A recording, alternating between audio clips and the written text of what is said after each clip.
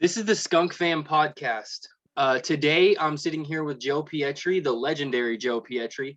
If you're not familiar with who Joe is, he wrote a book called The King of Nepal, detailing his life and adventures in Nepal and all around the world with hash and cannabis. And he also wrote a book called The 15-Ounce Pound, which is the Big Pharma's plan to patent pot, basically detailing Big Pharma's plan to take over cannabis. He's also given us some really incredible information regarding the rest of the industry, as well as cultivation techniques. I think a lot of you listening to this right now probably follow me on Instagram and have decided to try Joe's lighting technique. And I can say from experience that I will never go back to another lighting schedule. So Joe has just really given us some amazing, priceless information, and he's given it freely to us. So yeah, we're just gonna have Joe on here again. He's got some more stuff he wants to talk about. So how you doing, Joe? I'm doing good. Smoking some of the Durban peaches. Really nice. I want to thank my buddy JC for bringing it over. Anyway, basically, I want to talk about Dutch marketing fraud today because the frauds are like generational now. The frauds that they brought that they created 10 and 20 years ago are being brought out again to new generation of smokers that really don't know squat about cannabis, and all they've ever smoked is dumb weed. They have never smoked really medical weed or intellectual weed like we had in the 50s, 60s through the 70s and 80s, because all that was landrace strains that came from original producing countries and grown under their own in their own ecosystems. But the as an example, one of these kids, young kids, comes on. He's going to start a genetic company. He's in his 20s. Really, it's sort of insulting to even have to deal with a kid like that. He missed the good years of pot, so he doesn't even know what the good year real pot is. And basically, he was everything that he ever learned was wrong. So I'm going to go over some really frauds that have been going on in the industry for quite some time. First of all, no seed that you ever buy from Europe, from a Dutch company, a Spanish company, every seed that you buy in Europe has been feminized. Before, what they would do is they would sell you regular seeds, what they called regular seeds, and then they would sell you a feminized version for 3 to 4 times the price, right? Actually, they only sold you feminized seeds. It was all in the labeling. So when you bought those seeds, one, they were genetically marked so that they could see it in a lab that the genetics came from Holland, so they can lay claim for any medical efficacy of it that it originally had when they were medical strains. Prior to 1940, all marijuana that was grown for medical purposes. Yes, some people got high on it, but more people took it as medicine than anything else. Okay, so and that's what they would do. They had one company. It was called the Ace Seed Company. Now it got sold to a person, to someone new, and they were selling. I was trying to find some of these old strains too, and I called them up. I got some seeds from them from them, and they turned out to be like total garbage, complete garbage. They were selling seeds for the sake of selling seeds because they could call a seed whatever the hell they wanted as long as they put cannabis seeds in it and mailed it out. They already had their money. So, and what do you know? Right? So that was a scam that went on for years out of Holland. And they used it to really infect everybody's cannabis, that if they had good genetics, if they had old school genetics, it would have ruined them because they would have passed on the genetic marker.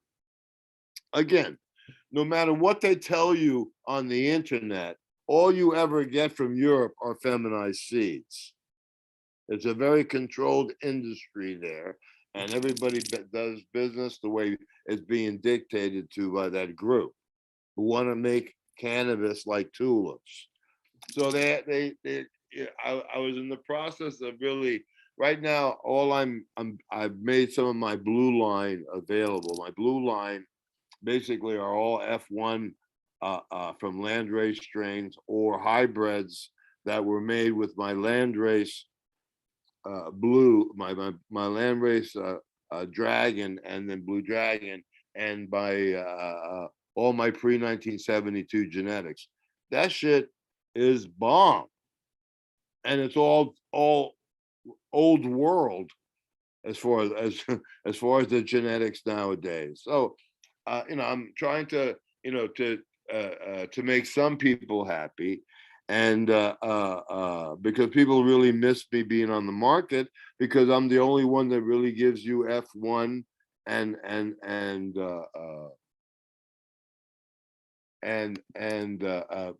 old school genetics, Landrace genetics, which I took off the market. Well, here you got a company. It's called the Landrace team. So you can so someone who doesn't know a squat about cannabis, they could go in there and think, oh, look at all the stuff that this guy has available, and all this and all that. Look, his prices are reasonable, and da da da da da da da da da da da da. It's all bullshit. They've got the marketing down. They've got the pictures down. They put the names up down. Nothing you buy from that company is not going to be feminized. Nothing that you buy in this company is not going to be genetically marked. Yeah, they have the pictures that they took in fields 30 years ago that they're bringing out now to try to impress people. But then when you have them DNA sequenced, that skunk line comes out and the mix comes out. The Dutch aren't going to sell you good seeds. Period. They want to take the industry over, and having this guy, a newbie, come in who doesn't know what the hell he's doing, right? But just he wants to start a breeding company because today I'm a breeder, and he's never bred anything in his life, never been anywhere in the field and collected seeds in the field. He's never seen the way cannabis grows in the field under different circumstances as far as condition, equatorial, or different latitudes and longitudes. So you have a new guy coming in, he wants to be that, but he'd have to go back in a time machine. The idea that the weed of today is anything but the garbage, dude, in comparison to the weed that we got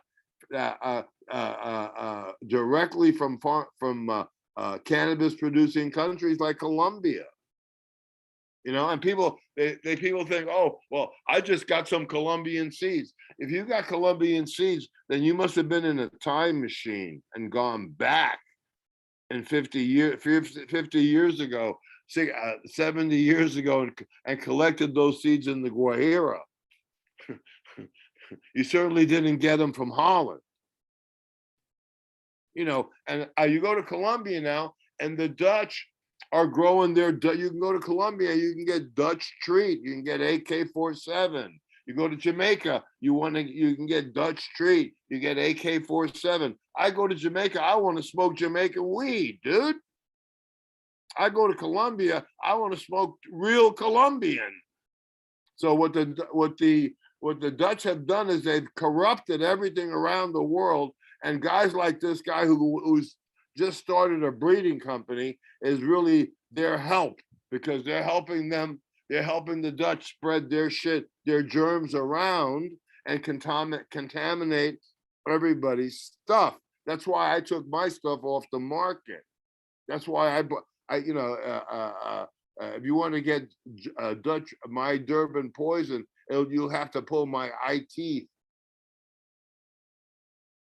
You know, and people use the name Durban poison just as a nomenclature. It doesn't really mean that it has anything to anything at all with Durban poison.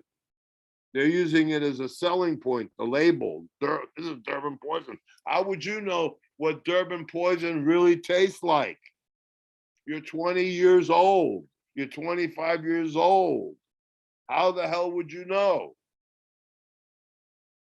You know, Durban poison has a distinct flavor and smell. It smells like turpentine. You know the stuff that you use to clean paint off your brushes? Turpentine. It's called turpentine. That stuff, that's what it smells like. A lot of people are turned off to the odor and the smell because it smells petrochemical, but it's not. That's just the way it smells. It's gaseous and it smells like turpentine. And when Jace came over, he says, "Well, I have my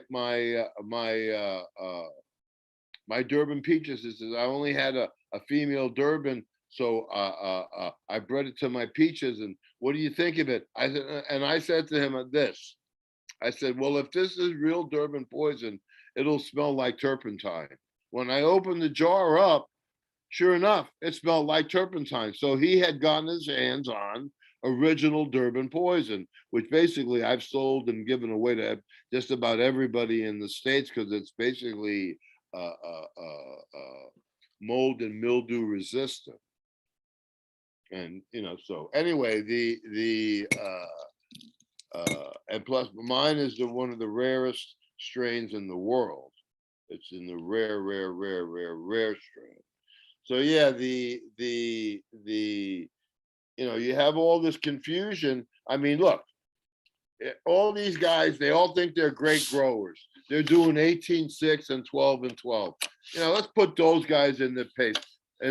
They're shit growers, because what they're having to grow cannabis under two suns.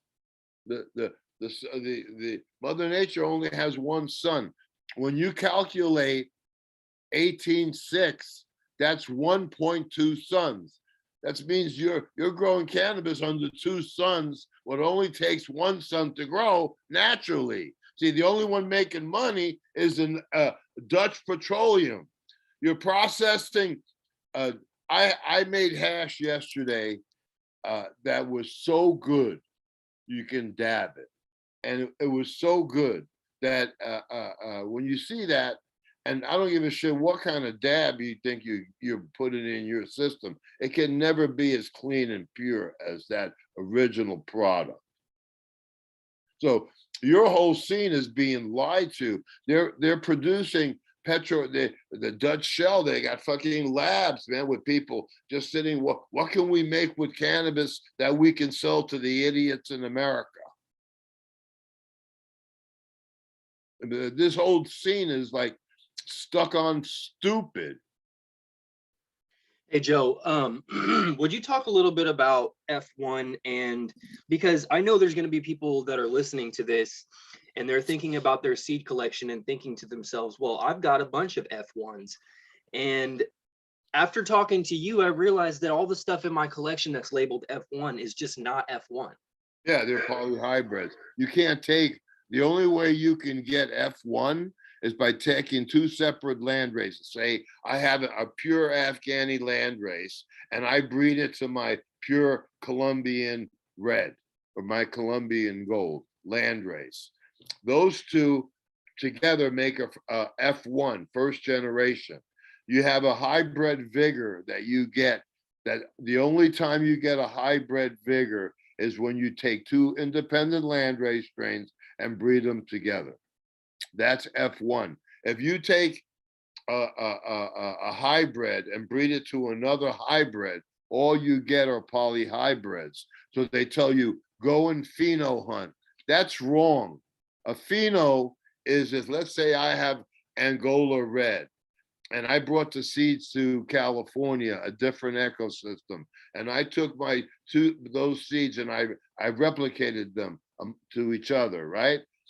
That would the next generation would be Angola red, pure Angola red, but it would be F1 because it was grown in a different ecosystem.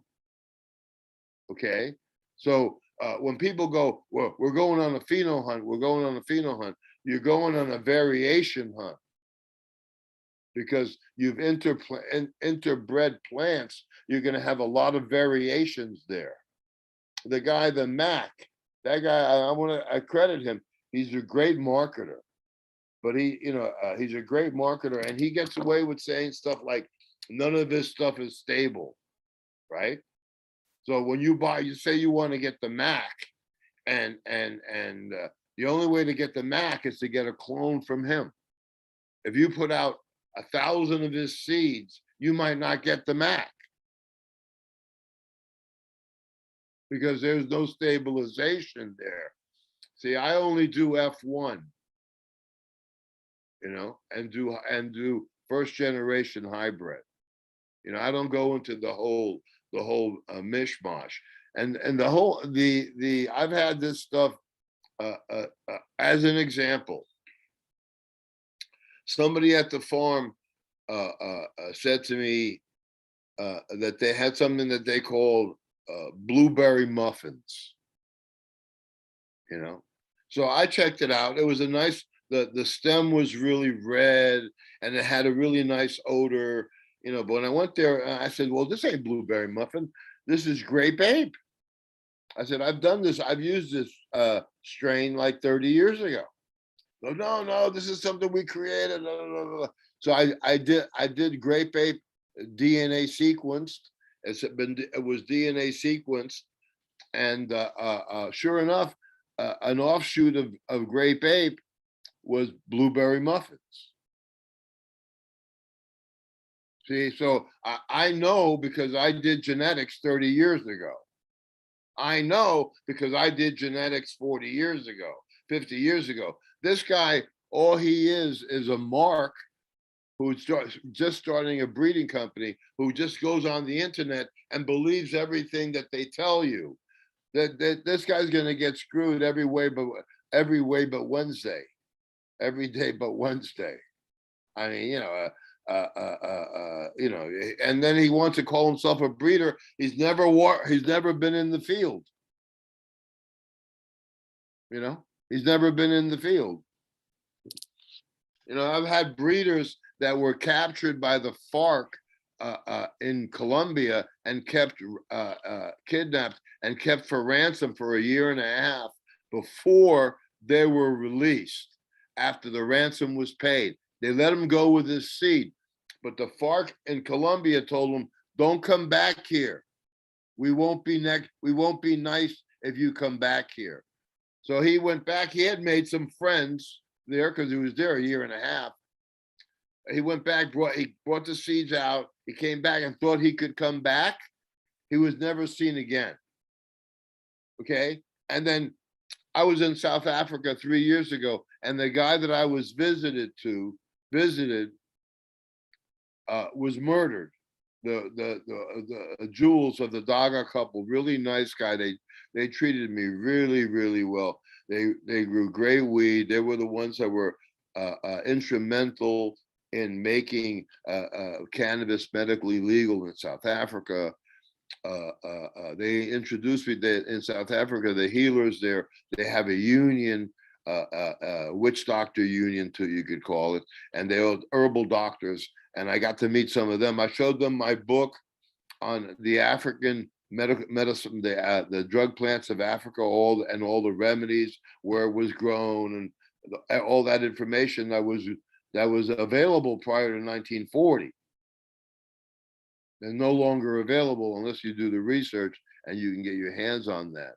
The other day, I had a book that I bought for $2, like 50, 60 years ago. It was $250 on the internet now. There are some books, cannabis books, that the price is going through the roof the older they are. But you have to remember that the Dutch scene was created by lies, fraud, and deceptions, and control of cannabis media and cannabis information. If you can consider yourself a grower, then why are you using 2 sons to grow weed? And it's a weed, dude. If you put 10 seeds in a fertile field and you left it alone for 5 years, when you came back, that weed would have replicated itself, and now you have a field full and you haven't done nothing. It grows wild. It's a wild growing plant that was collected by our ancestors, by people 6,000 years ago, and they did the most scientific methods of trying it, trial and error. It made them feel good. It made them feel good. It didn't kill them, and it made them feel good. I mean, that's what it was back then, 6,000 years ago. The people went out and got plants and see whether they were edible. That's how they found out what was medicine, what was poison. You know, that's how it was. So if you go to Kazakhstan, they have an area that's almost the size of Rhode Island, that's wild weed growing, that's been growing there for thousands and thousands of years. It grows wild. It's a weed. They call it a weed because it's a weed. You know, the DEA used to go out every year and cut down the hemp crops because the hemp grows wild in America. And people, you know, just the old days, people would just be throwing seeds out the window and seeding everything. But the DEA would go out, and to bring their numbers up, they'd cut down all the hemp when it was seeded, when it had gone to seed, and then bring it down in cargo nets to a collection place where it would get counted and weighed, and it would go on their report, so they got more money that year they got funded more money. And everywhere where they went with the nets, was cargo nets, it would reseed everything all over again. So there was always more weed to cut next year than there is this year. You know, they have to justify how to get their dough. But yeah, the whole scene now, that are people that are trying to get into the industry and do this and do that, they've all learned wrong, and they were taught by people who learned wrong, and they were taught by people who learned wrong. Photoperiodism was left out of the grow books. That's the most important aspect of growing. It's biology 101. Nelson's greenhouse operation and management. That teaches you everything. That's the only horticultural magazine, Biology 101, is the only one that you should ever have. That'll tell you everything. People are so brainwashed that I had a friend of mine who his father grew chrysanthemums for Christmas. And he would watch his father do 12 and 1 and grow, because chrysanthemums are the same photoperiod as cannabis. But when he learned how to grow, he learned how to do 18 and 6. So even though his father was growing right, his son had been brainwashed to think that 18-6 was normal. 18-6, you would need 2 sons to be able to replicate it outdoors. This is why for anyone who follows me, I posted a quote of what you say, Joe, of there is no such thing as cannabis botany. There is only botany. Botany. And people got upset about that. And they also get upset about the 2 sons things. But it's like, yes, we know it's not exactly 2 sons, but it's more than 1 that you would need. It's 1.2. Right. So that's how I put people in their place. So I find out exactly what level of horticulture they've studied. You know what I mean? And when at these shows, you always have these guys that are like, they got bachelors, masters, PhDs for lighting and the whole thing. And they'll start talking to me, and I'll say, well, 1 minute, man. Why are you? If what you're saying is true, then why are you using 2 sons to grow weed? Weed grows by itself under one sun. Why are you doing two suns? He says, what do you mean two suns? He says, you're using two suns. The kid's a bright kid, goes out, does his computer, and then he comes and finds me at the show and says, it's not two suns, it's 1.2 suns. Yes, that's two suns. Correct. You would need more than the irregular light hours from one sun. Yeah. So I have ways of putting people in their place. Like these kids that come in now and think that they can be geneticists and that they can do, all they're doing is just passing that genetic marker around and really ruining the weed. You see how bad the weed is now. It's all fucking hermied out. It's unsmokable. It's unsmokable.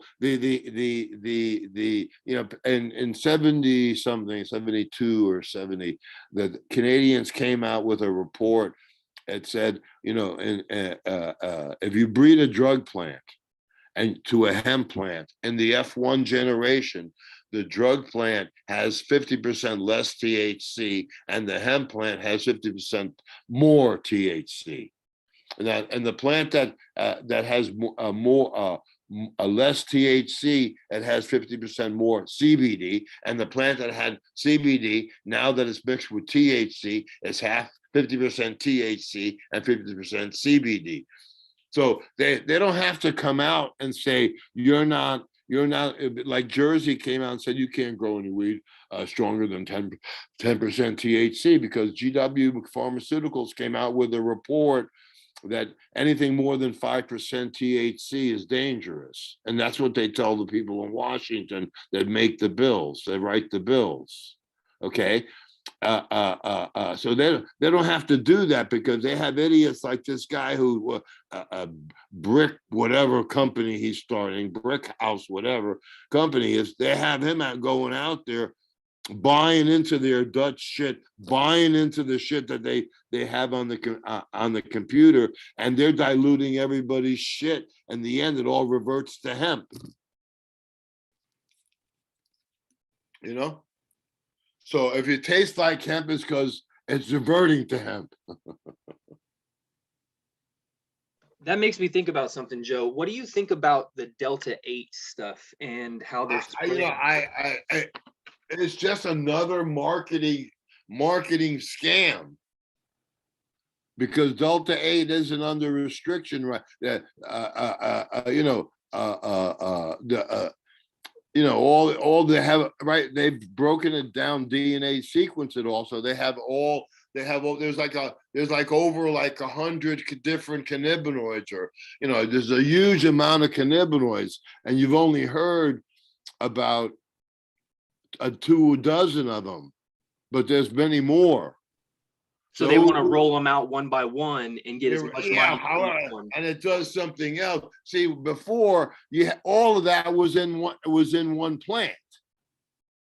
You had full spectrum medicine. They've separated the medicine out, so now they can make other things with it and call it other names.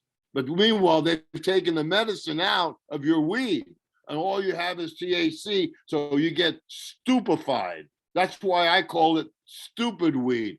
That's why people from the old days say, man, where's that pot that made my eyes red? Man, where's that pot that was the Energizer Bunny? Where's that pot where I took one day hit and I was out working all day? Where's that pot that made me think out of the box? Where's that pot that made me musically inclined? Where's that pot that created me artistically? Where's that pot that made me a better writer? You know what I mean? You don't have that intellectual pot anymore. Always before, pot was always looked at as an intellectual thing.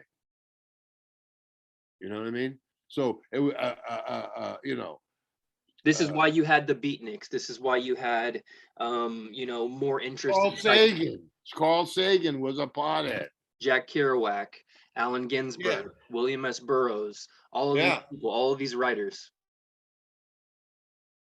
I mean, of course, they were into other things. Beethoven smoked pot.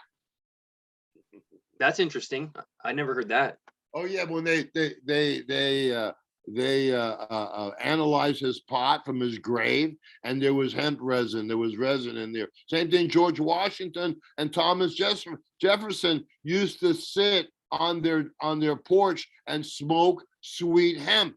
Sweet hemp was a hemp that got you high. Hey, Joe. So so this I'll tell you a inspirational. funny anecdote. Before there was a drug enforcement agency, you could go to Mount Vernon, where Thomas Jefferson had his house, Monticello. We had yeah, and when he was retired, he used to smoke his sweet hemp on the deck. He used to grow hemp there. They used to sell seeds of his hemp variety at Monticello as a tourist gift. You could buy it from the tourist shop. Now you can't buy that anymore. So and this all this inspirational, compassionate, musically inclining cannabis. This is all landrace stuff, right? Oh, landrace sativas. And so this makes me think of something else too, because Indicas were always used. Indicas are two different types of plant. An indica is a squat, more bush-like plant that doesn't grow like tall like a sativa. When you go to Nepal, the plants there are sativa type of plants, resin producing plants, but they're not like indicas like in Afghanistan and Pakistan. An indica is a bush. It's a bush type of plant. It doesn't get very big. In Lebanon, the plants never get more than 4 or 6 feet tall. If you get one that's more than 6 feet tall, it's like a big plant in Lebanon. You know what I mean? So those are indica plants. They grow differently than sativa. What they've done in places like Afghanistan and Pakistan is that they've gotten really good sativas back, who knows when, and they mixed it, they bred it to their indica, so they have an indica sativa hybrid, a bigger plant that produces more resin so that they can make more hash. So that was a farmer thing, you know what I mean? A farmer thing. it makes me think, a lot of these people worship a lot of these American and European breeders, but truthfully, the best breeders would have been the old breeders in Afghanistan or Lebanon or Nepal. Those are the people that I think, have Those are the old breeders. And the thing about Afghanistan is that every farmer had his own crop and made his own stuff. So then whenever you went to a tea shop there, the farmers all would be real proud to be able to show the stuff that they grew and spoke to their shit. They all took turns tasting everybody's stuff. It was a style in Afghanistan. It was called Charsi. It was a Charsi style. They had a whole style. They had a little the goat of the ball. They had the balls of a goat dried, and inside that goat, the ball sack. That's where they would keep their resin.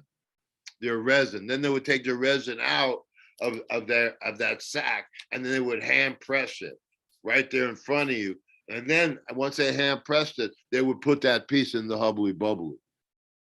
That was a whole style. You could just sit in the coffee shop and drink tea, and just most foreigners that went and took their first hit in one of those coffee shops, they got knocked out.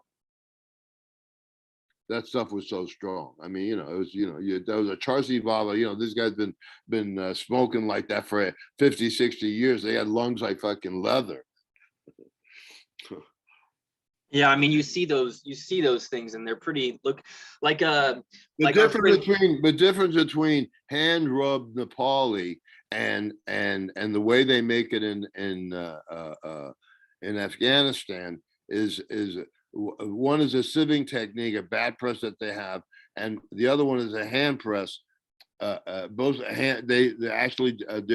rubbing live plants in Afghanistan. In Nepal, when you're making hash in Nepal, you're rubbing a live plant. And once it's in the afternoon around 12 o'clock to 2 o'clock, 11 to like 3 is like the best time to rub hash in the Himalayas because they're hot. The sun is really hot. The plants are real sticky. And so then you just rub the plants, just rub your hands together along the buds and your hands get black. The more you rub, the more black. And then you just scrape that off and rub it into a ball. When you have that really pure, fresh hash, it's real harsh. You really need to cure it. Let it dry, let it like cure. You know what I mean? Because it's just so powerful. Well, Jace described some of that hand rubbed Afghanistan to me, and he said that he only needs a tiny amount, and he said that it's sort of mentally relaxing and sedating, but then his body is still active and he wants to do things. Right. If you had a pure indica in Pakistan, you had like 3 different qualities. You had black on the outside, gold on the inside. Then you had black on the outside, green on the inside. Then you had black on the outside and black on the inside. That stuff, the stuff that was gold was made out of a hash plant, so it was psychoactive. The stuff that was dark green and dark black, that was made with more indica variety, and that put you to sleep. So when you're buying hash in those days, you don't want to buy that darker stuff. You want to buy the lighter stuff, or at least I did. But yeah, dude,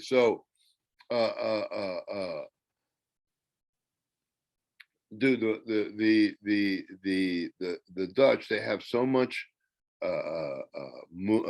pictures and this and that. They can put together a website and tell you whatever you need to tell you, and be selling you garbage seeds that they had feminized 10 years ago. How the hell do you know? How can you tell the difference between a feminized seed and a non-feminized seed? I know how to tell the price. So that makes me think of strain hunters, and I know we've briefly touched on them before, but I think that there's been a sort of a progression of false landrace education in the community, and I think that it's been led in with things like strain hunters. Oh yeah, the guy Arjon is the biggest asshole. There's a lot of assholes in this industry, but he's one of the top 10 from the Holland. He actually paid Todd McCormick to get me thrown out of a THC expo in LA, and I had rented 3 booths there with Reinhard Delp. Well, neither of them like you, and they both try to do anything they can to get you deplatformed and suppressed. Right, because they don't want to know the truth. They don't want you to know the truth. You can't buy anything from any of those companies that's not feminized. You can't use a feminized strain for breeding. You know what I mean? And then when you use those seeds and you breed them forward, and there's that Hermy trait, the next time it gets bred, it's even more Hermy. If you keep breeding that stuff that's Hermy, and you keep breeding it into each other and keep breeding it into each other, at one point you'll have just a Hermy hemp plant. You know what I mean? And they've taught these kids how to like rudimentary breed, but they're not telling them about the genetics or the whether they're feminized or whether they think, oh yeah, you can breed anything till you're auto flowering, and that makes it auto flowering. I mean, come on, man. I mean, it's like crazy. I mean, that makes me think of something else. So a lot of just like lie after lie after lie after lie, and the bigger the lie, the more people believe them. I mean, I'm the only voice of reason on the internet. You got all these guys. Top Dog, give me a break. Or somebody talking about the origins of sour diesel, and this is like 2022, and the guy's like in his 30s. How the hell would he know? None of these guys were here in those days when everything we got was landrace. Everything we got was from source countries, you know? That was like the golden age of getting high. What were you going to ask me? Well, I mean, you know, it's super complicated. Not complicated, but it's complex because there's so many lies and they're so thick. One of the things I'm experiencing is I only understand about 0.5% of your frustration because you've been doing this for trying to teach at least the lighting technique for a very long I'm time. not frustrated anymore. I just changed the way the world grows. Yeah, you did. You absolutely did. But and nobody can take away. I'm the one that made up that paradigm. yeah, absolutely. I'm the one that broke through the information control and the wall. And no one will ever be able to take it away from me. And I did that. That was direct aid to all growers. We really, really, really appreciate that. I mean, I don't think I can overstate how much we appreciate it. But one of the things I'm coming in contact with is people who just are purposely dense. You tell them the information and it just bounces off their head. They just can't understand. Well, what they can't understand this. Weed ain't 4,000 a pound anymore. How are you going to sell your shit? Absolutely. Saving on electricity is what's going to save their asses. Well, the floral industry, their top scientists came up to me and told me that they were going to take over the industry. Their bottom line price for growing a pound of fire is $168 a pound. And it's quality that you would consider to be fire. Fire quality for $168 a pound. Wow. That means you know. If you can't compete with that, you're not going to have a business. You know, you're not going to be able to compete with that. You're going to have to. Certain brands, they're going to have their own stuff grown. They're going to have. It's all about branding now, and yeah. Who knows what's going to happen? I really shouldn't say, because who knows what's going to happen when those guys come on the market in a big way. And so the reason that they haven't is because it's still federally not legal. They said it was federally legal now to buy and sell seeds, but it's still not federally legal, 100% legal, where you can go into any store and buy weed. Right. So, and when it gets federally legal, those guys are going to be on board, and they're already on board. They're already growing on that level, you know. And so you have some of these corporations that are just, you know, it's funny.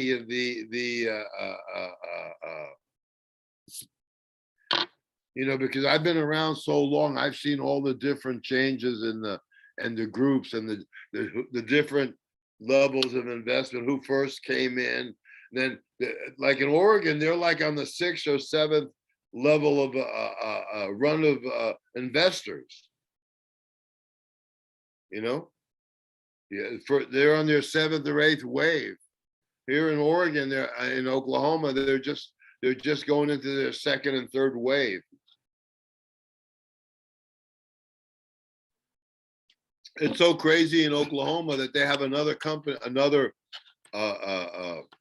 organization called Orca, that OMA took over Orca, which was the original organization that made it medically legal. Now they've got 2 bills that are going to be coming up in the Senate in the fall that would give Orca back its power. And at the same time, they would rewrite all the rules again. It's sort of the Wild West out here. And they can do that as many times as they want.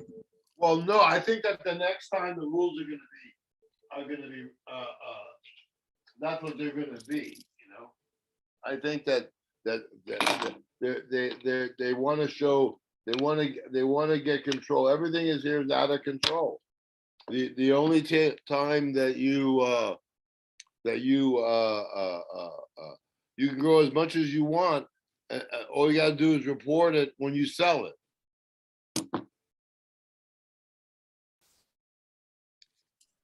You know, there are people here sitting on a lot of weed.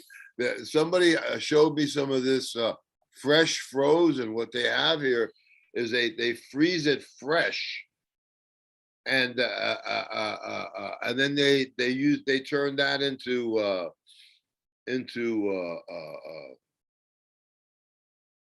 products like, you know, oil and stuff. And see, here everybody has been taught wrong. So the other day I had these two guys here, and they're both considered experts, and they're actually giving classes and charging money for it. But they came here and I taught them their growing techniques, and I taught them how to make hashish. There's no reason to process weed when you can make it naturally as strong as you'd ever could possibly want it. So you've got these people that are just sitting in Europe making up products, diamonds, sauce, this, that.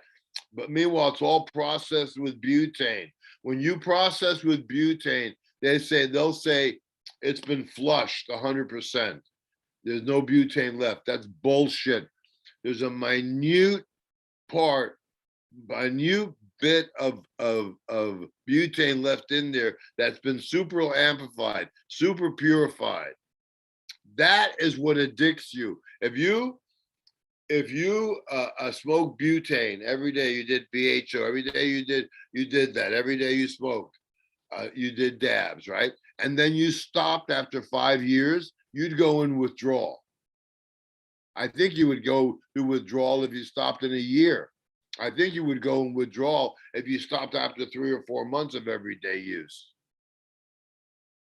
Why would you take a completely natural, given to us by Mother Nature, by God, Mother Nature, Lord Shiva gave you the best medicine in the world. You have an endocannabinoid system that makes it work for man or beast. A pig has the same endocannabinoid profile. A horse does. All mammals do. In fact, before 1940, they used to make a liniment and all kinds of tinctures for horses that they used to, the bottle would say for man or beast. So not only could you take it, you could give it to your horse or to your cow. And when you walk around in Nepal back then, you see all the farmers have a couple of big pot plants, cannabis plants growing outside. And what they do, they not only use it for their medicine themselves, not only do they use the stalk to make baskets and make material with, but they feed it to their cows because it gives sweeter milk and keeps them hungry and keeps them fat.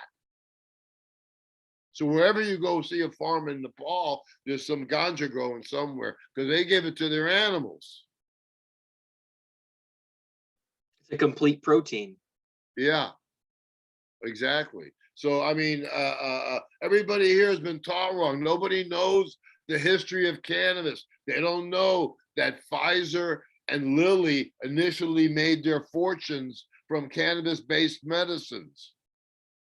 Nobody really knows that they made Mother Nature illegal and are selling you chemical concocted copies ever since that have been in the Mahabharata and natural medicines for 6,000 years. No one even knows that prior to 1940, it was all a natural business industry, right? And that you could, with a prescription, you could go into the pharmacy and buy weed and buy hash and buy tinctures. All you needed was a prescription. You know, prior to that, I was a Food and Drug Act, the food in 1909, I think. Prior than that, it had always been legal, forever. And legal, I mean, when O'Shaughnessy, this Indian scientist and doctor. He went to India and studied Indian medicines. And so the tincture recipe that O'Shaughnessy brought back in 1850 or 1840 or 1850, he brought it back, but he learned about it studying herbal medicines in India in 1840. In 1850, he brought it back, and I have a bottle of it. I have one of those original bottles that's worth about $8,000 or $10,000 now. That and that bottle was used during the Civil War it was an indica tincture bottle. I have that on my website. If you go to my website, Jeff, you can find a copy of that bottle. It's beautiful bottle, hand blown, and on it says it's embossed cannabis indica, the tincture. And on the top, it's tracked where it's a little cracked a little bit where they took the bayonet and pulled the cork out of it. So a real Civil War souvenir. And so he made the original cannabis tincture that O'Shaughnessy made and brought back from India and sold it in 1840, 1850. It was sold up until 1940. That was an original Indian recipe, Ayurvedic recipe. That guy O'Shaughnessy didn't invent shit. He went there and copied all the shit, and then eventually, the science caught up to the herbal medicine, and they started making it out of chemicals.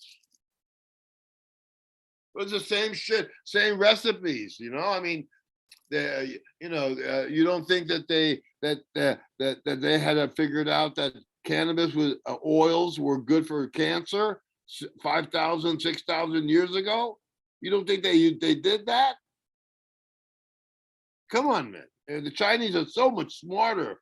The Orientals, the Indians were so intelligent. That whole Hinduism thing, the Bhagavad Gita, the Ayurvedic medicine. And when I was in Nepal, if you wanted to get the best hash, the guy who was the Ayurvedic doctor, he went up to the mountains and hand rubbed his own hash and collected his own herbs.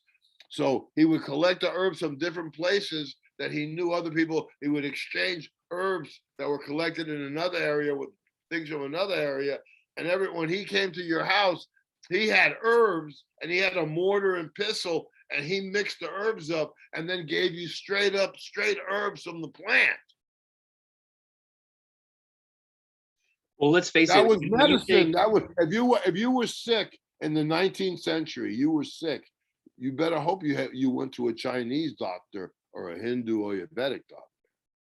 Yeah, when you say Ayurvedic, I don't think most people listening to this even know what that is. They buy their herbs from, if they've taken them at all. That's a Hindu. That's the name for Hindu natural medicine, Ayurvedic medicine, natural medicine. And there's a lot of food based too, right? All food-based stuff and food-based herbs and plants that they collect. What Hennessy did, he went out there and bought and got all the recipes from the Ayurvedic doctors, and then went to India and went to Europe and just started straight up copying them. Well, let's face it, especially in America, myself included, we feed our plants better than we feed ourselves, and that's why everyone's sick, And we don't really have a concept of using food as medicine here, Yeah. Well, we had that concept before. The Hindus, they still cook with stuff that's medicine. They use cumin and all this kind of stuff that people can take as pills nowadays. They cook with that food. So the Indians have always done that. The Ayurvedic scene in India, medical scene, created the British medical scene. The Indian medical scene, the Ayurvedic medicine, that and Chinese medicine was big in Africa. All those cannabis strains were brought to Africa from India. caravan trade. There were caravans that were traveling stuff all around that area. You could take a caravan from South Africa all the way to Afghanistan. Biggest land bridge in the world right there. So I mean, it was a whole different scene, man. And when you went, and even in the 1950s, you still had doctors with a mortar and pestle. You never see a mortar and pestle anymore. Never. Only if you go to an Ayurvedic doctor or you go to a Chinese doctor will they make it. But now the Chinese make everything herbally,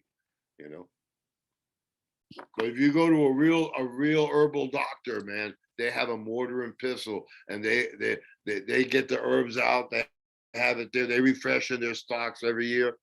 They use natural herbs. They grind it up, and then you can put it in your food, and eat it.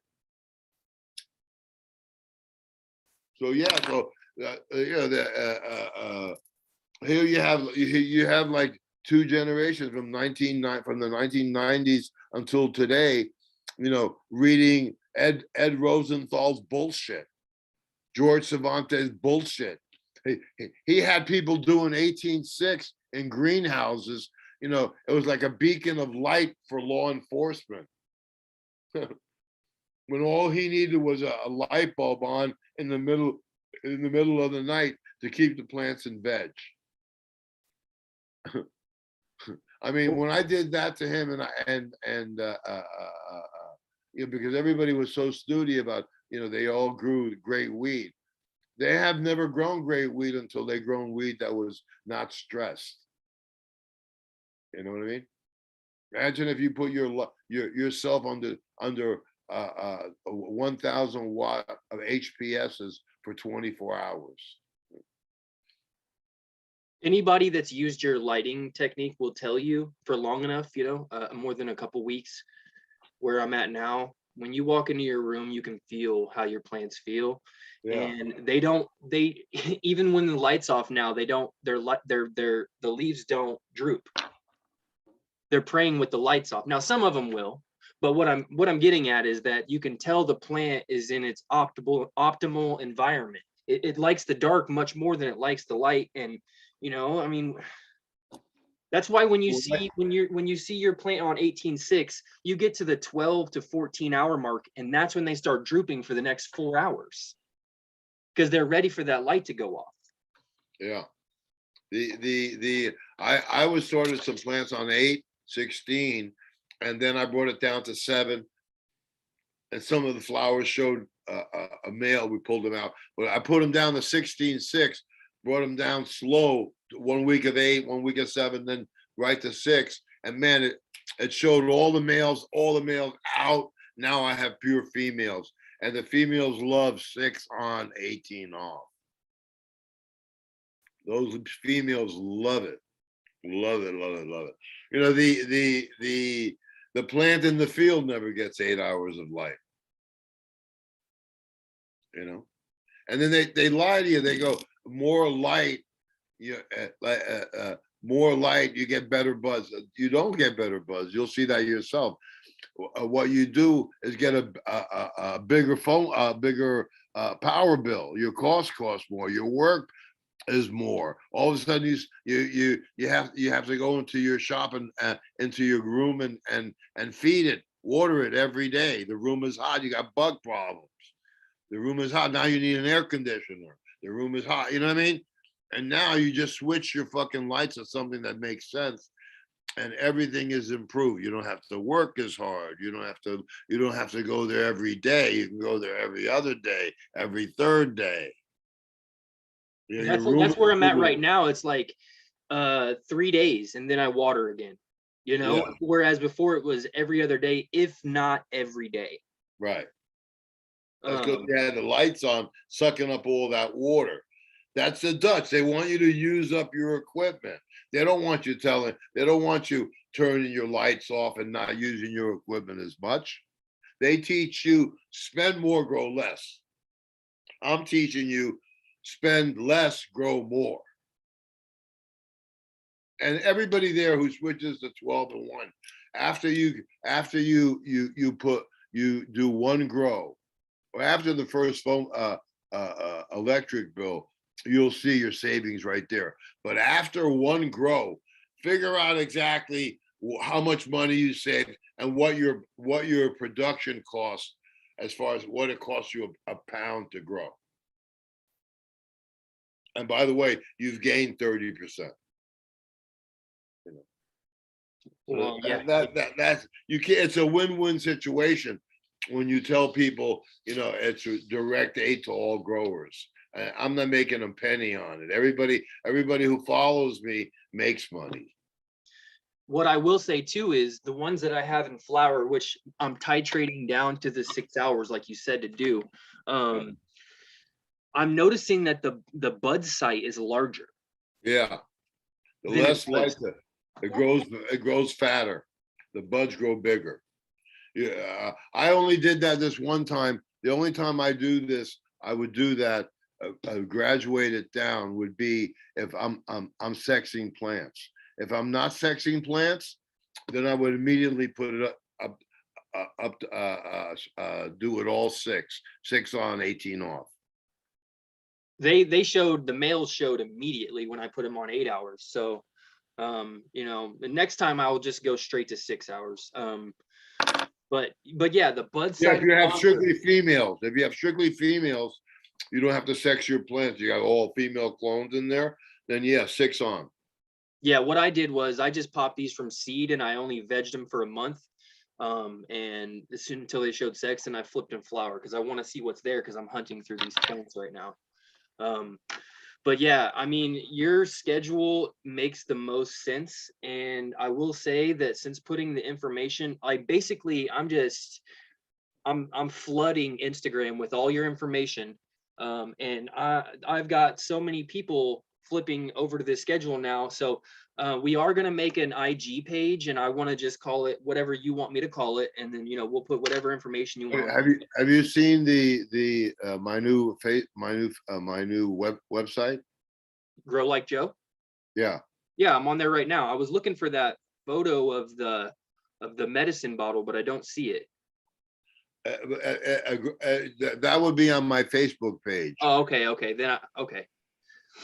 It'll either be on my pictures and on Joe Pietri versus 12 and 1, or on Joseph Pietri's thing. You got to go through it.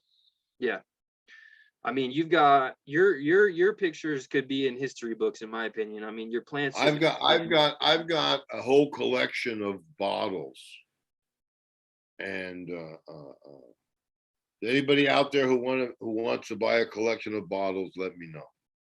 Yeah, I also I can't stress it enough how much I think people should buy your genetics. I mean, oh yeah, if they, especially if the they whole blue line, I have it right here. The whole line that I'm putting out now, and I'm only doing it because of your show.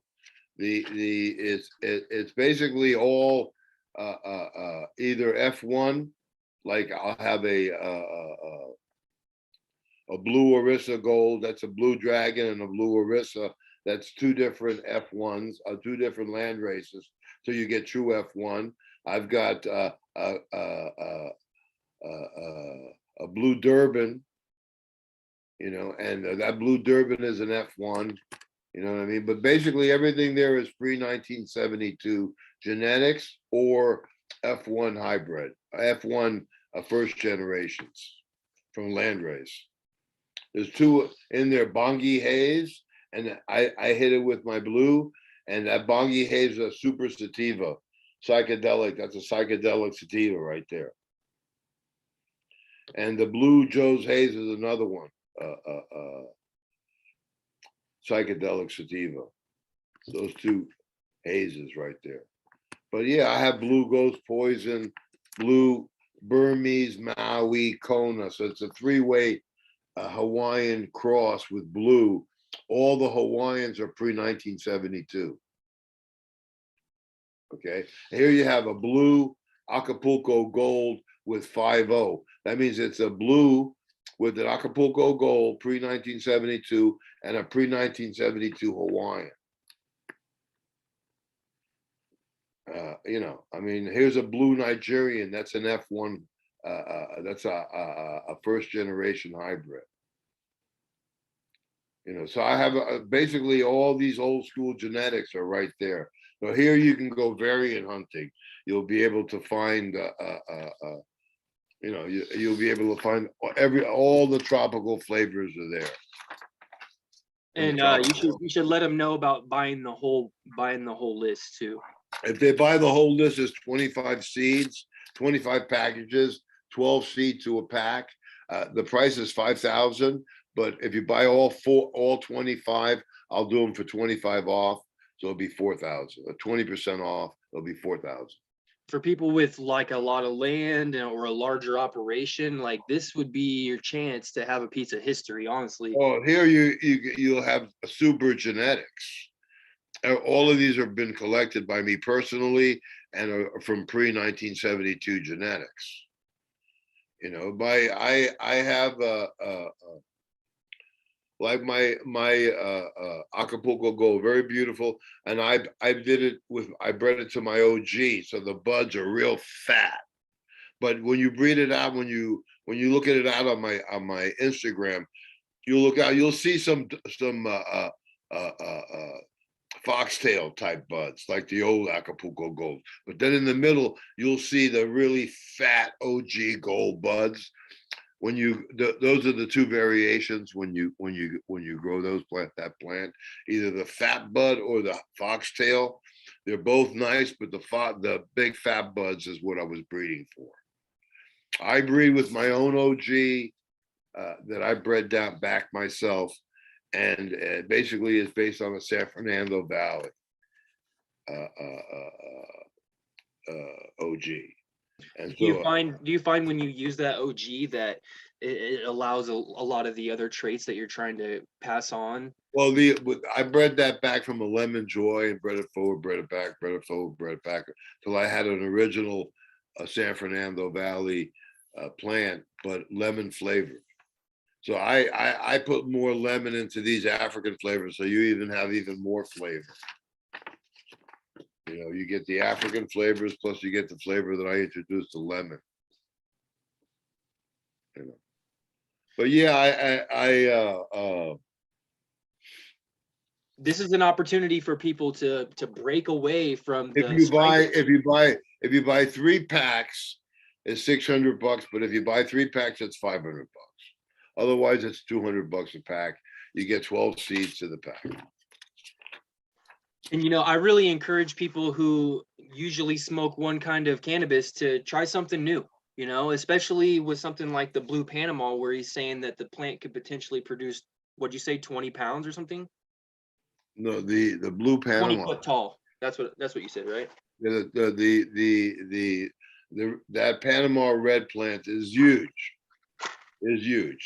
You know, 3 meters at least. It's really big. I mean, one of those plants. If you're going to flower that inside, I would let it flower for about a week, 2 weeks, enough for it to start. You know what I mean? Because it takes so long to finish. I would flower it almost like a week or 2 after I had a plant of any kind of size. Because that plant gets big. You have to grow that outside, and it has to be a really good temperate climate. You could grow it in a greenhouse, nice. Depends on how you grow. If you're going to grow inside or you're going to grow outside. If you go outside, then you need a greenhouse. What? I was just going to say, one of the things that people keep bringing up like constantly is daily light integral. And I've never used that to make any decisions, honestly. I don't understand what you mean. Okay, so there is a way of measuring light called DLI, daily light integral. Yeah. And I'm honestly not super familiar with it. But basically everyone who's asking me questions asks me, basically daily light integral is like how much light your plant gets throughout the day, you know? I don't use that to measure anything. So I guess that's Yeah, I just give her what, if I'm growing outdoors, or in a greenhouse, I just let what Mother Nature does. But indoors, I mean, look, it's a weed. Then it grows on its own. Doesn't need you. It doesn't need a meter to tell how much, So basically, if your light is the right appropriate distance away, then that's all you need to worry about. Yeah, that's it. That's it. They're just creating product to sell you a product and creating a new. Now you need this for your DLA. That way you can measure your light every time of the day, dude. They're overthinking it, and it just goes They're back to this. overthinking it. I mean, you can grow weed anywhere. You can grow weed in Antarctica, dude. If you control the lighting and system. I mean, they have fucking polar bears in the zoo, right? And they have to. They recreate. They recreate. They recreated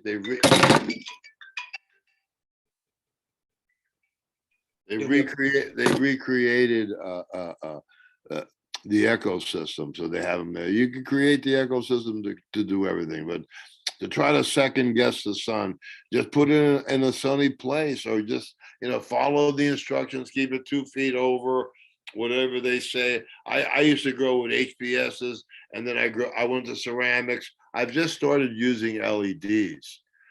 So I will let you know what I'm doing, how I'm doing with my LEDs. I like the combination. I like growing in a greenhouse. Yeah. Do you like using ceramic metal halide inside of a greenhouse, like for additional light, or do you ever do that? Like, for instance, if you would do 12-in-1, what would you use? What type of light would you use in the middle of the night in a greenhouse? I wouldn't use any light. I would put, depending on what size your greenhouse is. In 1,000 square foot greenhouse, I would put a 300, one of those big 300-watt light bulbs to keep plants in veg. Yeah. And I would put one in the middle of that greenhouse for an hour. Okay. Don't have to overdo it. No, you only need a light bulb on. If you look at the book shows one light bulb on while he's shutting off the dark, while he's creating a dark period. It's right in the book, Nelson's Greenhouse Operation and Management. Okay, so that's another way people can save even more electricity, is you don't even have to use your regular full light setup. No, you don't. You can have a completely different light in veg. And exactly, there's another way of doing it. You just turn that on for that 1 hour in the middle of the night. So get a whole nother timer and just a light bulb, and just have that flash on for that 1 hour. And so that's just going to restore the phytochrome level and keep it in veg. Yeah. This is the most interesting. I mean, honestly, this, like I was telling Jace, it just makes me more and more excited, because every time I think I've learned it all about cannabis, I am completely smacked down to reality, because there's just so much more to know, No, it's not. You're wrong. It's been kept from us. It's not that there's so much to learn. There is much to learn. Dude, if you grow tomatoes, you can grow cannabis. What they've done is they've taught everybody here wrong. So now everybody's having to relearn. So when you say, well, there's so much stuff to learn, no, there's stuff to relearn correctly, or to learn correctly, because you've been lied to for over 20 years by the Dutch. The worst thing that ever happened to cannabis has been the whole Dutch scene. Weed before 1940, cannabis before 1940 was grown for medical effect. Some plants had one medical effect, other plants had another medical effect. So just basically they're controlling the information. People don't realize that they could have had a prescription and bought weed in the 1930s legally. I mean, they don't know. People don't know. People don't know what happened to them last year. Forget about what happened 40, 50, 100 years ago. And kids nowadays are not history buffs. They don't. They really don't care about what happened in the past. They care about what's happening now. But when it comes to cannabis, you have to go back to the past because it has past medical history. Has medical history going back 6,000 years. I think what we're doing here is hopefully attracting the cannabis history buffs and making new ones, because what I have noticed is that a lot of people now are doing their own research because they're coming back to me and they're saying, oh my God, Joe's right about this. Joe's right about this. You're right about everything, basically. So, Yeah, because it basically is I'm right about everything because for the first time you're learning the truth. This knowledge is there. This information is there. It's just been kept from you. That's been the problem. You know, they taught everybody wrong. I mean, and then they keep making these products up. Oh, now you need to measure the light every day. And I mean, so they I mean, imagine if you every day you had to run into your room and check the light or have a meter with another connection, and so you could tell exactly how many lights are in your room and da, da, da, da, da. No, it's like it's like the theater of the absurd, you know. And all the weed that we used to get back in the day was all natural weed. Those people who were growing in third world countries weren't using pesticides and fungicides and all this other kind of stuff that actually weakened marijuana. It's not as sturdy as it used to be. You know, when you feminize it and you're doing this, you're weakening the structure of the plant. What you want is a plant that grows in the wild. Have it, you know what I mean? absolutely. You want that hybrid vigor. You want that mold. You want the vigor of the plant that comes with the plant. Yeah. Pest resistance. You know? Also, another thing about land races that haven't been altered is that they have the ability to herd microbes in the soil. So they can attract certain microbes in the soil that are beneficial to them. Yeah. That these newer strains just can't do because they've never been grown outside in the ground. They're started in a lab or wherever, you know, or it's clone only, and they say it's like elite, but it's just so weak and it's probably already got PM. But yeah, I mean, at the end of the day, it just really makes me laugh because we have these people in the community who take themselves very seriously. You know, they call themselves doctors, they call themselves scientists or engineers or whatever. They call themselves Dr. Cannabis. Yeah. Absolutely. And they have no idea about using even any types of herbs as medicine, so they're not. I want to applaud. I don't want to use that guy as a sounding board, because you know I don't want to discourage him. But still, I mean, after a while it sort of gets old, you know, for some 20-year-old to come to me and tell me they're a geneticist and they're breeders, and they've never even smoked real weed before.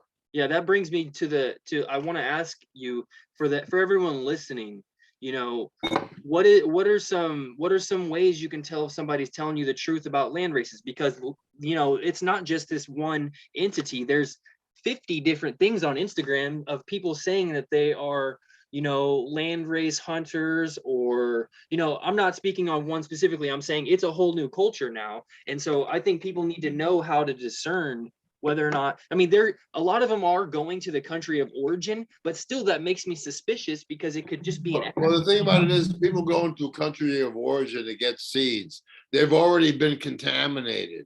They're not buying the same seeds that were available to us 60 years ago. So you really have to. Yeah, people need to hear that. People really need to hear that, honestly, because I get a lot of people in my messages and they think that they're on the right track, but they don't even know if they are or not.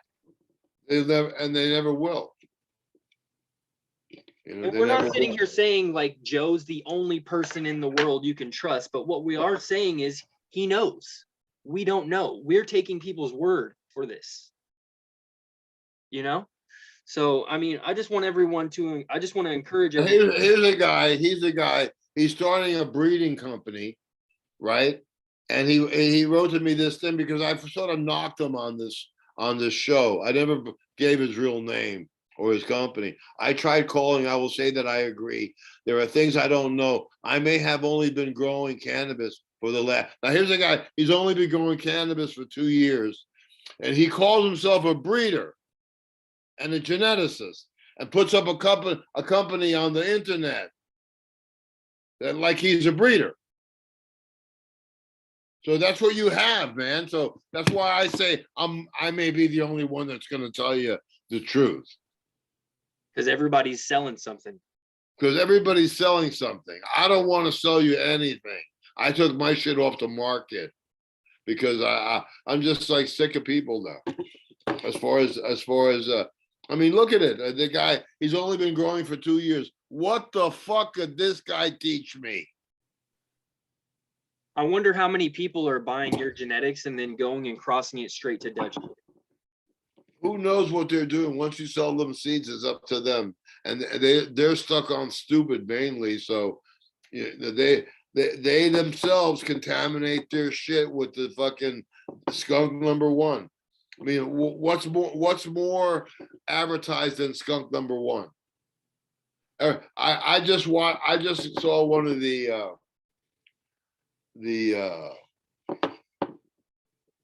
an advertisement for a greenhouse from Arjon, and all his stuff had skunk number one in it. They're reinfecting everybody's stuff again to make sure that you have their genetic marker in your shit.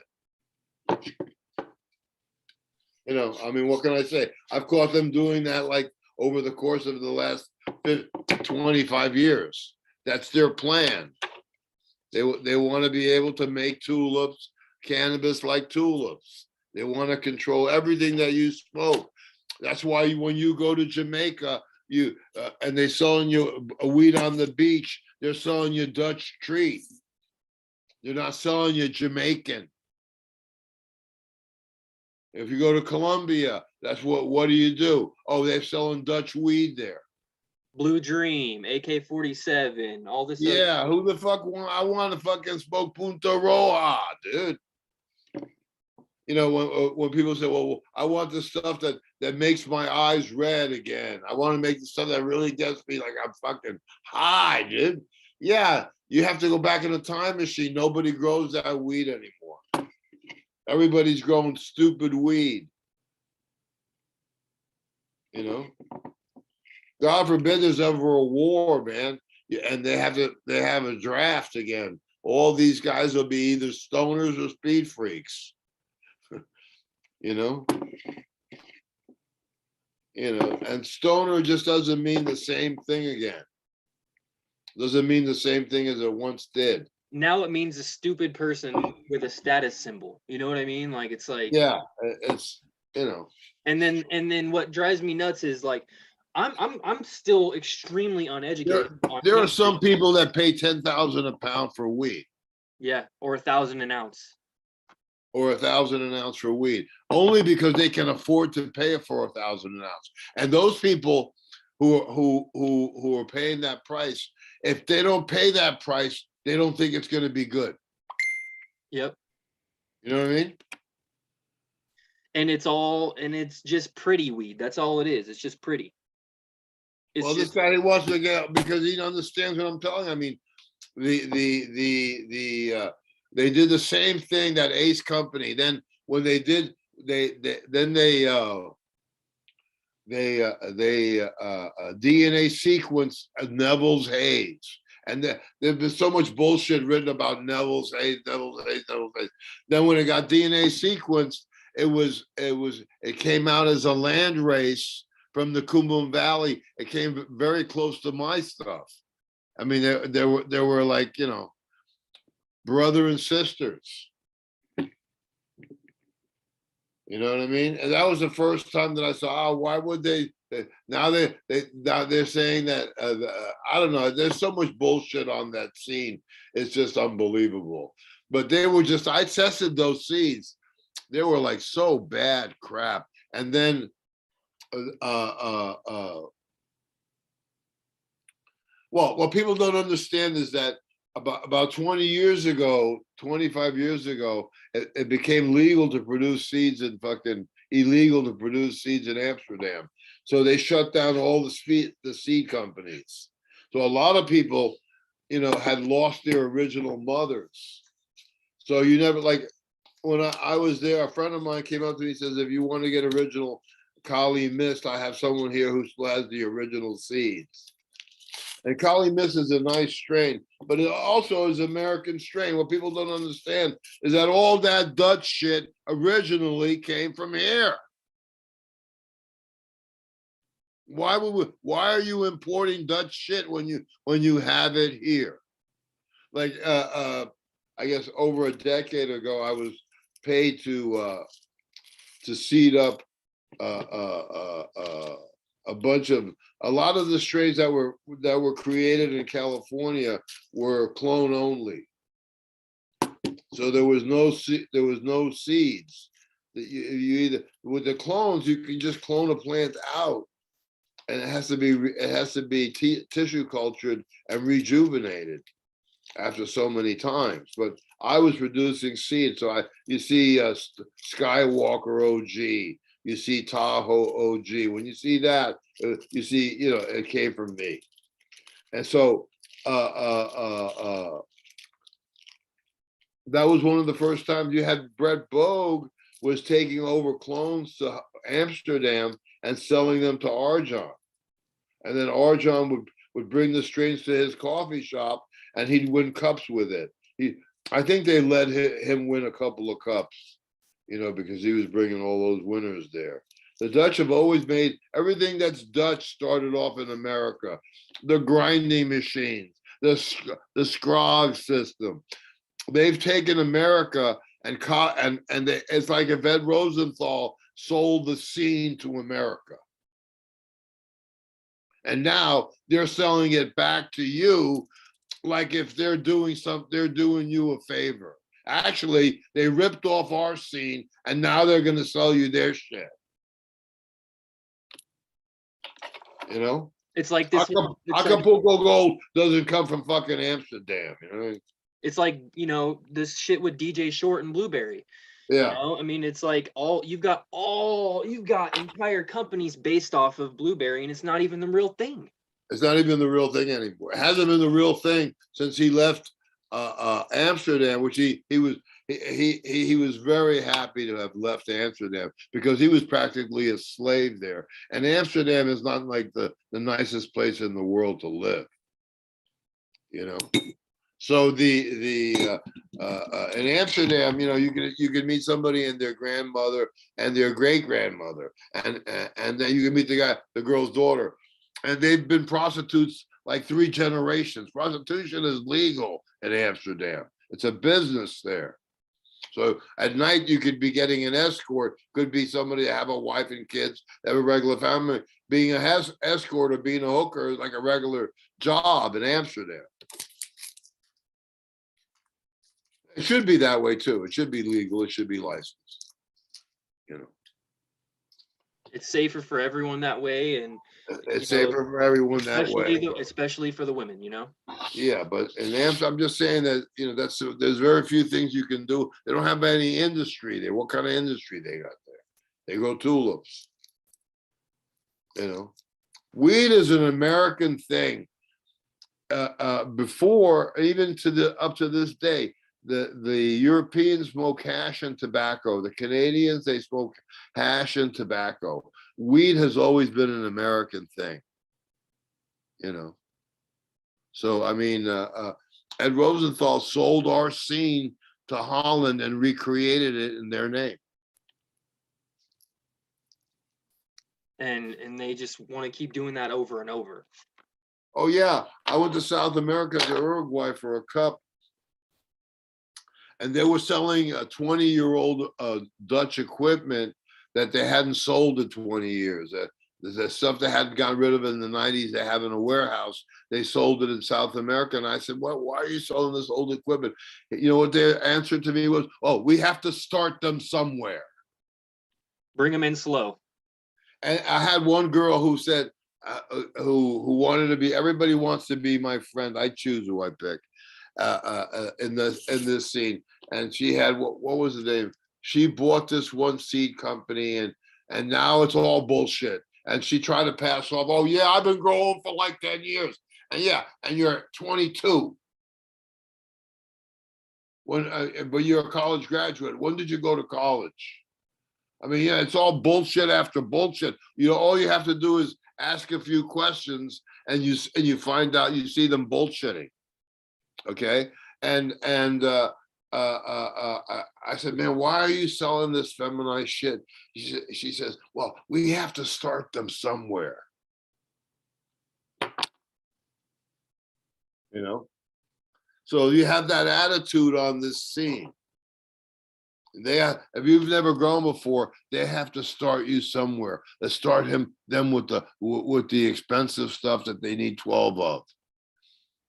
Sell them the lights and show them 18 and 6 so they spend more money on lights and their lights have to be replaced. And you know, that's how they think. Sell them feminized seeds so they can't breed their own. They can't breed their own. And when you breed a feminized seed, I'll tell you a story. The lady came to my to the store where I was working. I had a booth, a table, and they said, well, go ask Joe. The lady brought 2 big jars of bud.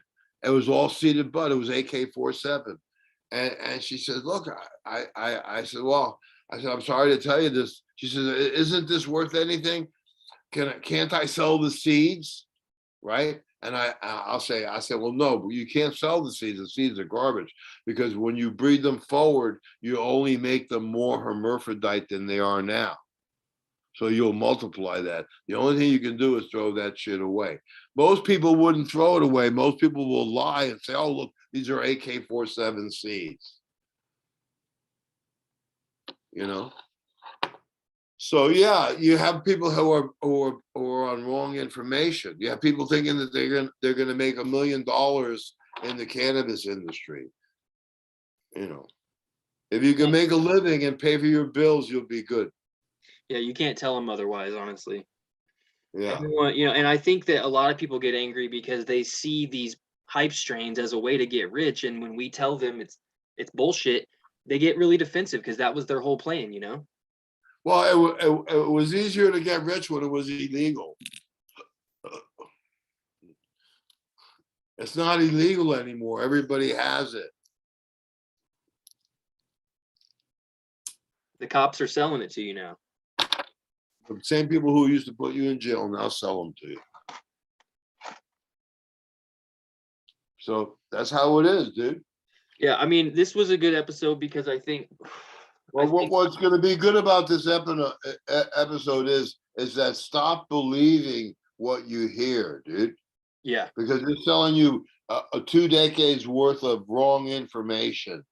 The 12-in-1 photoperiodic control was invented in 1920 by Americans who realized that some plants grow in the spring, your springtime flowers, and some plants grow in the fall. Cannabis, rice, tomatoes, a lot of stuff finishes in the fall. And then you have plants that are day neutral.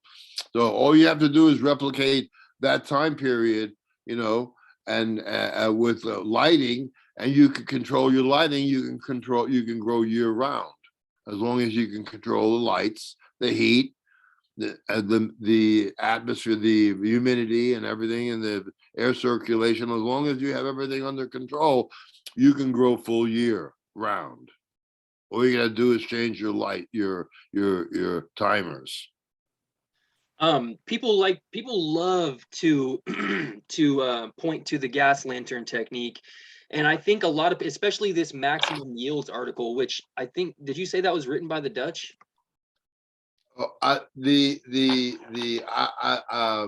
Maximum yields That guy is 90% bullshit.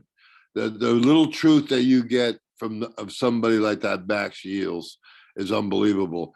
You know, how he can even think that it could be photoperiodism and the light lantern routine are the same or even close is completely different. The people in Northern Europe use glass houses, and at night they would heat the glass houses with gas lanterns that would put off heat so that they could keep their plants warm and keep the temperature up.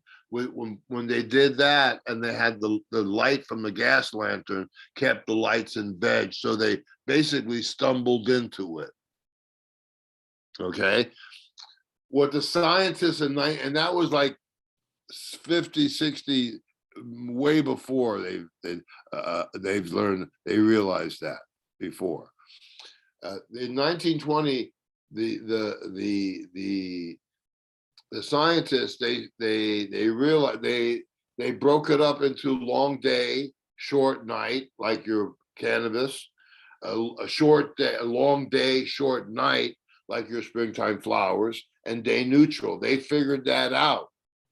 And when they figured it out, they figured out that now that you know exactly what the lighting periods are, right? You can manipulate it by controlling the light and controlling everything and just making it one period, the same light period, year round for flowering.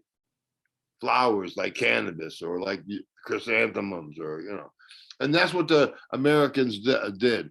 The gas lantern routine had really the only thing that it did was it showed that the plants stayed in veg because they had the gas lantern on all night.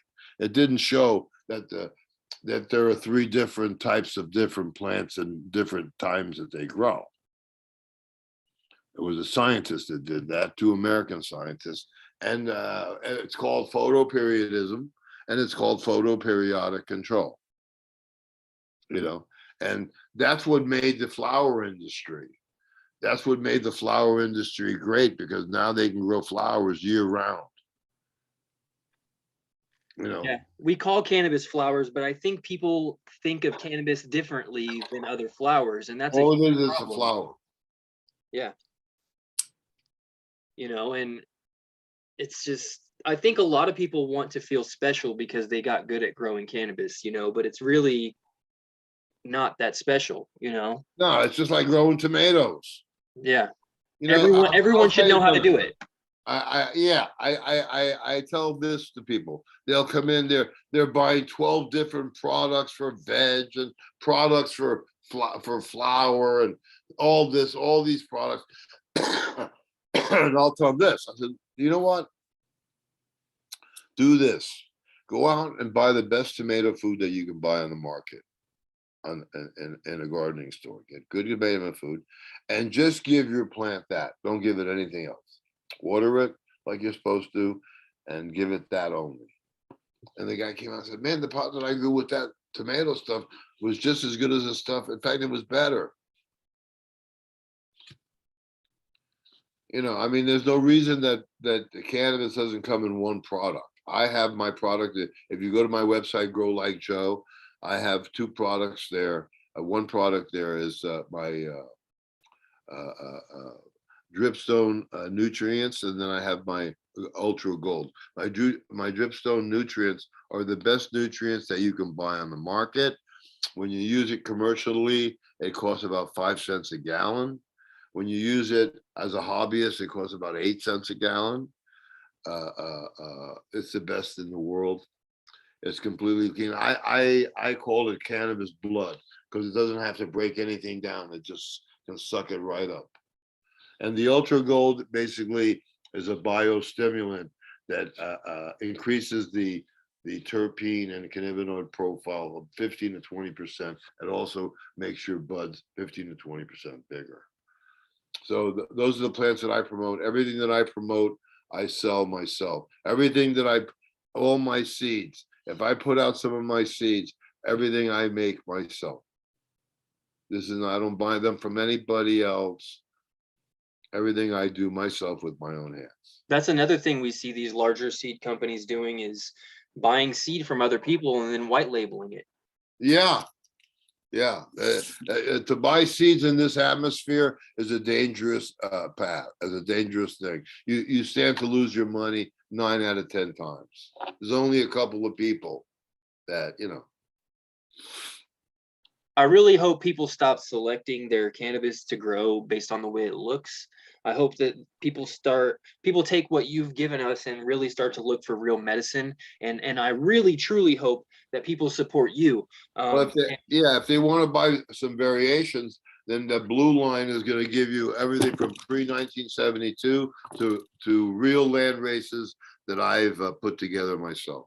I've seen photos of the Blue Dragon and it looks incredible, honestly. The Blue Dragon triple stacks its trichomes. It turns purple, and on its own, without the cold weather, without bringing the temperature down. You bring the temperature down, it turns unbelievable purple.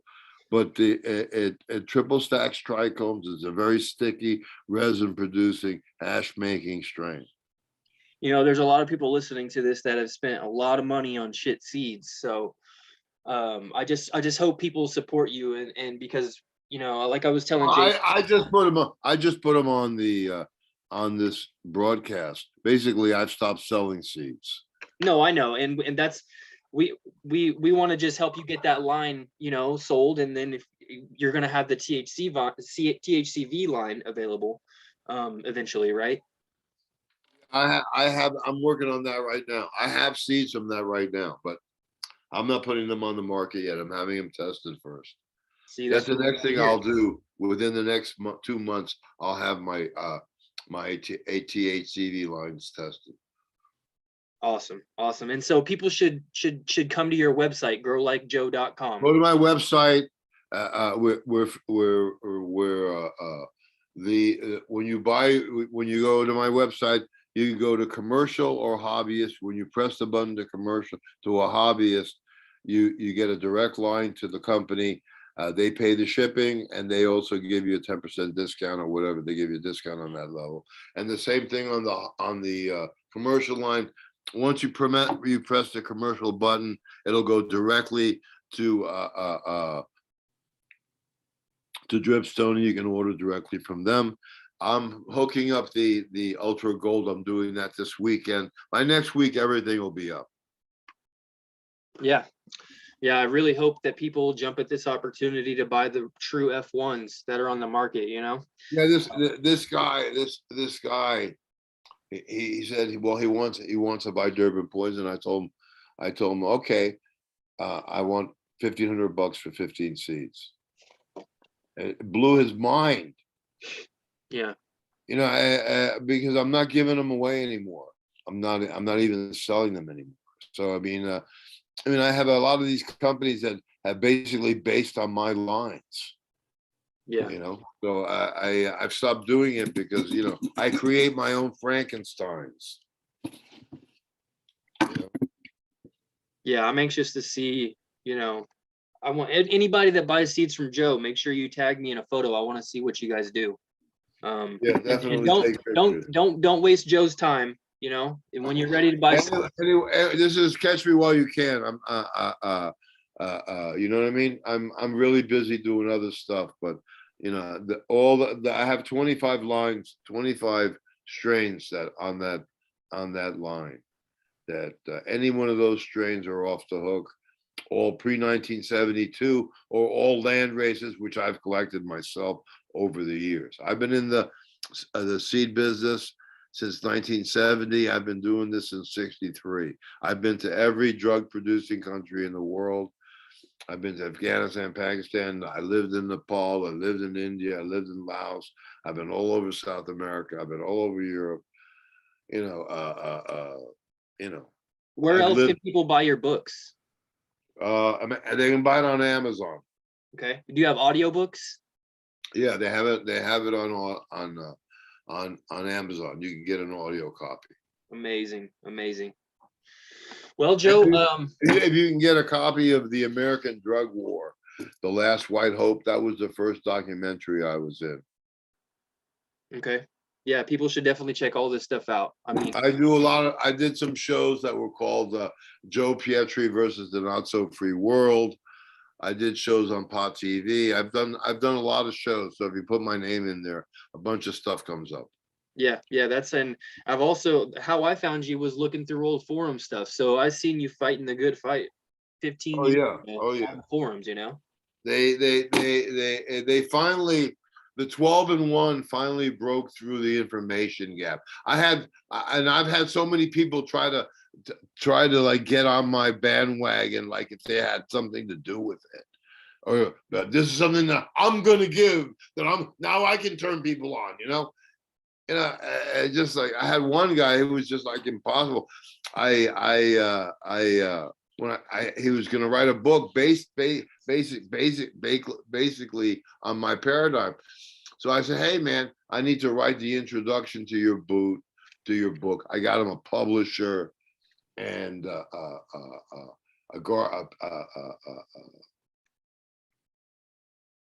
I forget.